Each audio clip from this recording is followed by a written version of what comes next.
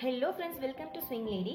இன்னைக்கு நம்ம steamed egg omelette எப்படி பண்ணுறதுன்னு பார்க்கலாம். இது கொஞ்சம் டிஃப்ரெண்ட்டாக இருக்குங்க. நார்மலாக நம்ம ஆம்லேட் பண்ணுற மாதிரி இல்லாமல் இது நம்ம ஆவியில் வேக வச்சு நம்ம ஃப்ரை பண்ணுற மாதிரி இருக்கும்.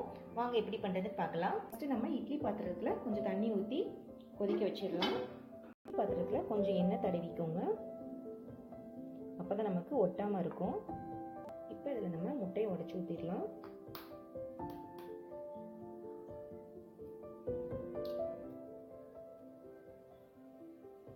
ஒவ்வொரு முட்டையை உடச்சி ஊற்றிக்கோங்க. தண்ணி கொதிச்சாச்சு, லைட்டை வச்சிடலாம். இது ஒரு 5 to 7 நிமிஷம் நல்லா வேகட்டுங்க.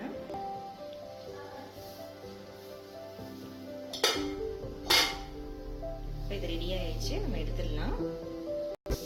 இப்போ இது சூடு ஆறியாச்சு, ஒரு ஸ்பூன் வச்சு இதை நம்ம எடுத்துடலாம்.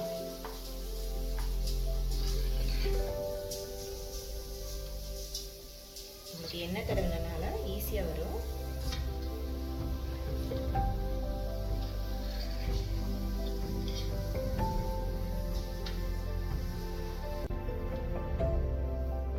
இப்போ ஸ்டீம்டு ஆம்லேட்டுக்கு மசாலா ரெடி பண்ணிடலாம். இதுக்கு உப்பு தேவையான அளவு. நான் கபாப் மசாலா எடுத்திருக்கேன் இன்னைக்கு. இது சில்லி பவுடர். இந்த மசாலா கூட கொஞ்சம் தண்ணி ஆட் பண்ணிக்கோங்க.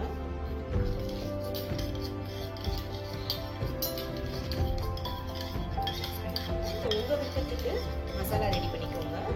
நான் இன்னைக்கு சில்லி பவுடரும் கபாப் மசாலா உப்பு மட்டும் தான் சேர்த்துருக்கேன். நீங்கள் இது கூட பெப்பர் இல்லைன்னா சாட் மசாலா இல்லைன்னா அந்த மாதிரி கூட நீங்கள் ட்ரை பண்ணி பாருங்க, ரொம்ப நல்லா இருக்கும். இந்த மசாலாவை நம்ம எக்கில் அப்ளை பண்ணிக்கலாம்.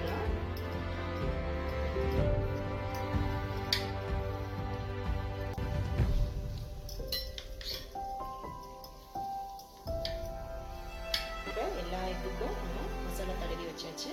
இதில் நம்ம ஃப்ரைங் பேனில் ஃப்ரை பண்ணிக்கலாம். ஃப்ரைங் பேனில் பேன் சூடானதும் ஒரு ஸ்பூன் எண்ணெய் சேர்த்துக்கோங்க. ஒரு வெஜ்ஜாக போட்டுக்கலாம்.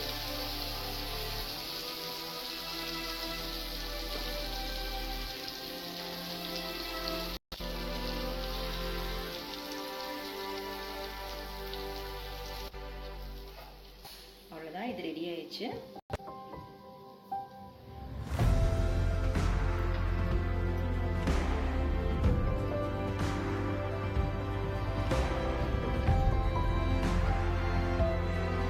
டிஃப்ரெண்டாக பசங்களுக்கு செஞ்சு கொடுத்தா பசங்க நல்லா விரும்பி சாப்பிடுவாங்க.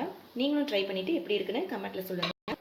இந்த வீடியோ பிடிச்சிருந்துச்சுன்னா என்னோட சேனல் சப்ஸ்கிரைப் பண்ணாங்க, சப்ஸ்கிரைப் பண்ணிடுங்க. தேங்க்யூ, பாய்.